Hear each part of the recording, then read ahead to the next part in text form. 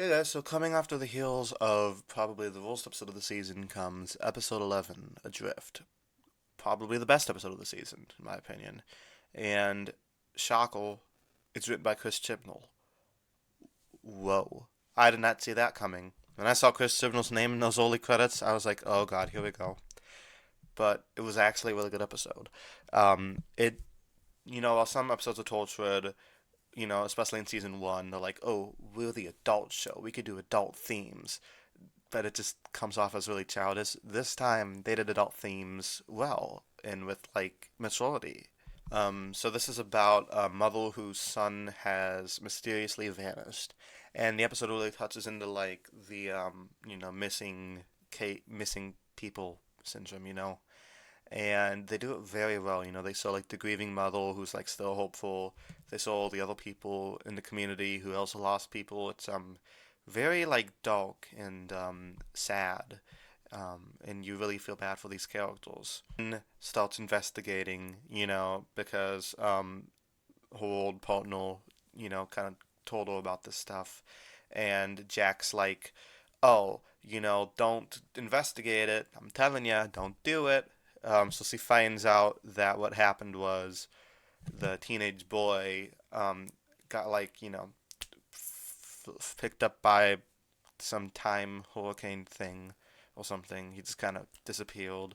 He looked into this heart of a star and it aged him by like 70 years, and it put all these scars on his face, and he starts screaming like Lower Palmer for 20 hours a day. It's very disturbing and sad because you could still hear it's him, when he's talking to his mother. Very good acting by him, the guy and the mother too. That was a very disturbing scene. I feel really bad for Gwen because the mom's like, I want to know what happened to her, but then she's like, I wish you didn't tell me, bitch. It's like, she did what you wanted her to do. Like, nothing she could do about it. I feel so bad for Gwen. Eve Miles was very good in this episode. I always thought she was a good actress, but, like, this episode, she really gets good material to work with. She has pretty big range, And she's, like, the type of actress where, like, she kind of captures the viewer's attention, And you kind of, like, can empathize with all the stuff that Gwen is going to. So, yeah, great actress, though. I'd love to see her come back to Doctor Who, honestly, or if they did make a season 5 of Torchwood or whatever, maybe she could get another spin-off, a spin-off of a spin-off, maybe. Who knows? So yeah, this episode kind of does what some sci-fi do best. They tell very mature adult themes, but in like this entertaining way, I think. And it just kind of, in a way, makes me sad because, like I said, Chibnall wrote this episode, and I just start to think about it. And it's like he was the head writer of Doctor Who for 3 seasons, and like all of his episodes sucked except for a couple, but most of them sucked. It's like he has the potential to write really good episodes like this one. Why didn't he? Like after he left Torchwood, did he just trip and fall down a flight of stairs or something and like hold his brain? Cause this episode really impressed me, and then going from that to Benny, Benny, what happened, man?